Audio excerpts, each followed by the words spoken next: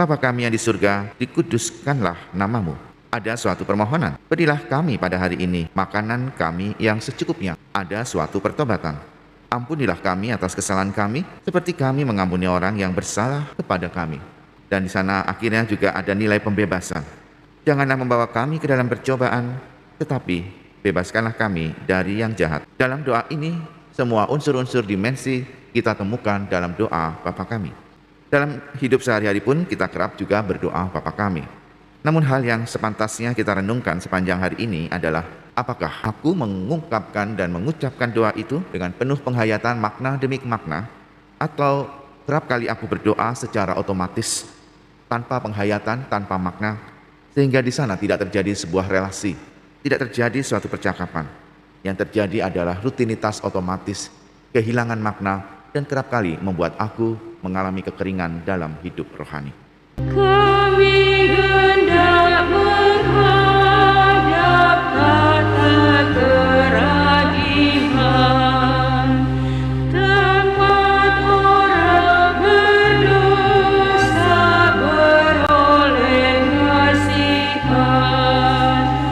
Walau kami durhaka melawan cinta-Mu, namun kami percaya belas kasihan-Mu. Dalam nama Bapa dan Putra dan Roh Kudus. Amin. Rahmat Tuhan kita Yesus Kristus, cinta kasih Allah, dan persekutuan Roh Kudus bersamamu. Dan bersama roh-Mu. Hari ini adalah Selasa dalam Pekan Prapaskah yang pertama. Saudara, mari kita siapkan hati dan budi kita seraya mohon ampun kepada Tuhan atas dosa dan kesalahan kita. Tuhan Yesus Kristus, Engkau diutus menyembuhkan orang yang remuk redam hatinya. Tuhan, kasihanilah kami. Tuhan, kasihanilah kami. Engkau datang memanggil orang yang berdosa. Kristus, kasihanilah kami. Kristus, kasihanilah kami. Engkau duduk di sisi kanan Bapa sebagai pengantara kami. Tuhan, kasihanilah kami. Tuhan, kasihanilah kami. Semoga Allah yang Maha Kuasa mengasihani kita, mengampuni dosa kita, dan menghantar kita ke hidup yang kekal. Amin. Marilah kita berdoa. Allah Bapa yang Maha Murah, kami bersyukur karena Engkau berkenan menyuburkan hidup kami dengan rahmat pengampunan. Semoga dengan menjaga kesucian diri melalui laku tapa, jiwa kami dikuatkan untuk merindukan-Mu. Demi Kristus Tuhan dan pengantara kami yang hidup bersama Dikau dalam persatuan Roh Kudus, Allah sepanjang segala masa. Amin. Pembacaan dari kitab Yesaya. Beginilah firman Tuhan. Seperti hujan dan salju turun dari langit dan tidak kembali ke sana, melainkan mengairi bumi, membuatnya subur dan menumbuhkan tumbuh-tumbuhan, memberikan benih pada penabur, dan roti kepada orang yang mau makan. Demikianlah firman yang keluar dari mulutku.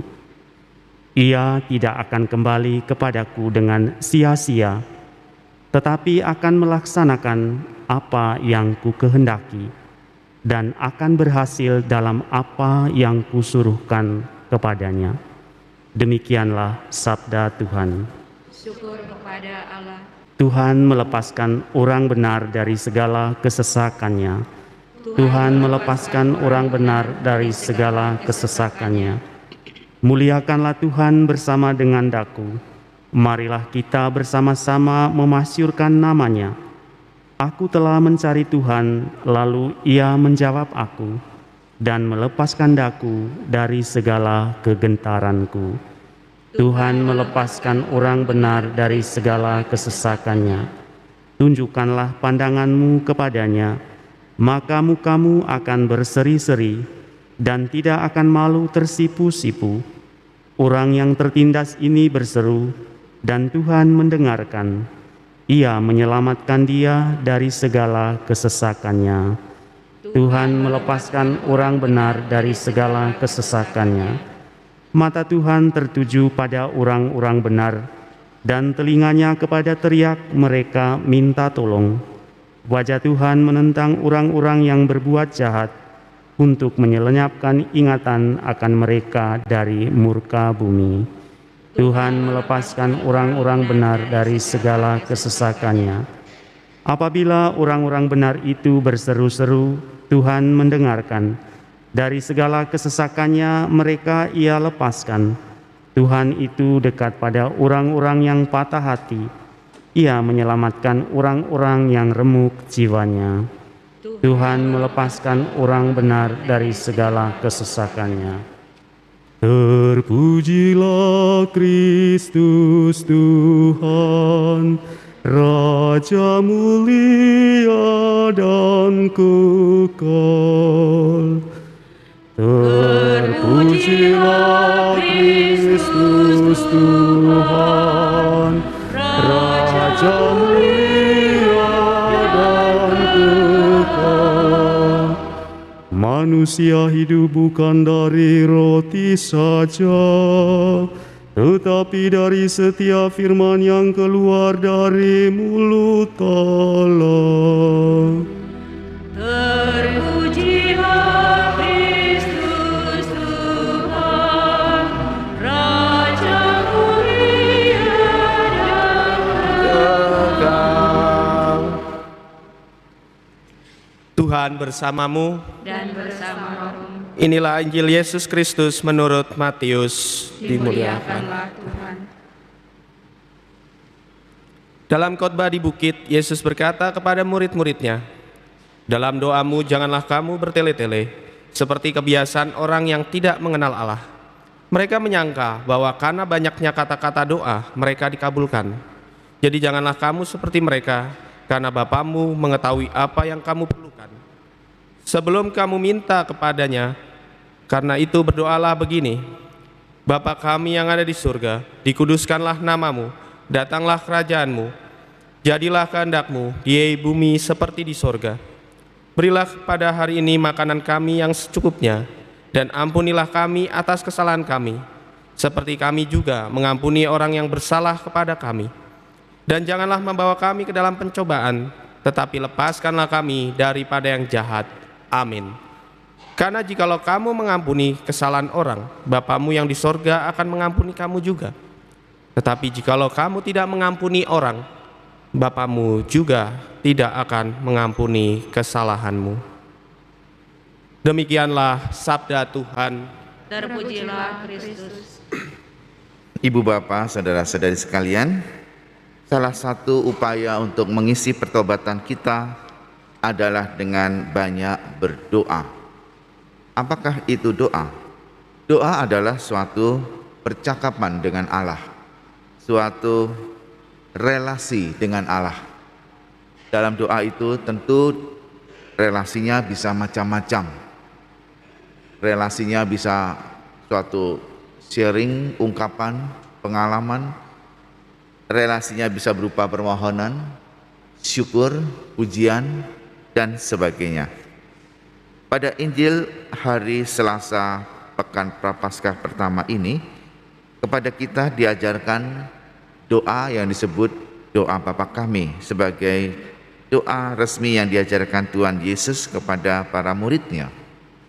Doa Bapa Kami dianggap menjadi doa yang paling sempurna, karena di sini bukan hanya sekedar percakapan yang terjadi antara manusia dengan Allah, namun di sana ada nilai percakapan itu sendiri.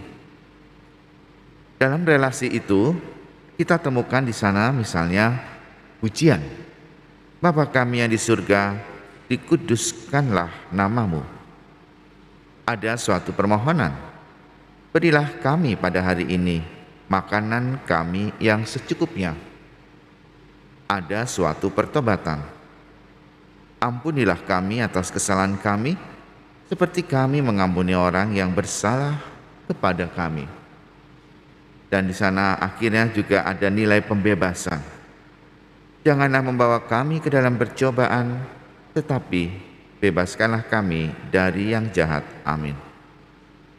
Dalam doa ini, semua unsur-unsur dimensi kita temukan dalam doa Bapa Kami. Dalam hidup sehari-hari pun kita kerap juga berdoa Bapa kami.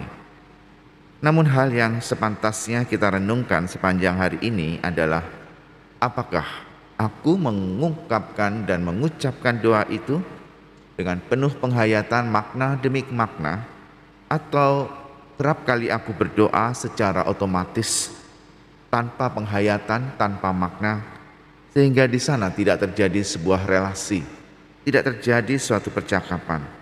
Yang terjadi adalah rutinitas otomatis, kehilangan makna, dan kerap kali membuat aku mengalami kekeringan dalam hidup rohani. Tuhan memberkati. Marilah menyatakan misteri iman kita. Wafatmu Tuhan kami nyatakan, kebangkitan-Mu kami muliakan, hingga Engkau datang. Lihatlah anak domba Allah, lihatlah Dia yang menghapus dosa dunia. Berbahagialah kita yang diundang dalam perjamuan anak domba. Tuhan, saya tidak pantas Engkau datang pada saya, tapi bersabdalah saja, maka saya akan sembuh. Tubuh dan darah Kristus. Amin. Marilah berdoa. Allah Bapa Maha Kudus, kami telah Kau segarkan dengan sakramen-Mu. Mampukanlah kami untuk bertobat dan mengampuni sesama sebagai jalan untuk memasuki kehidupan abadi bersama-Mu dengan pengantaran Kristus Tuhan kami. Amin. Tuhan bersamamu, Dan bersama rohmu. semoga Allah yang Maha Kuasa memberkati saudara sekalian, Bapa dan Putra dan Roh Kudus. Amin. Ekaristi pagi ini sudah selesai, marilah kita pergi, kita diutus. Syukur kepada Allah.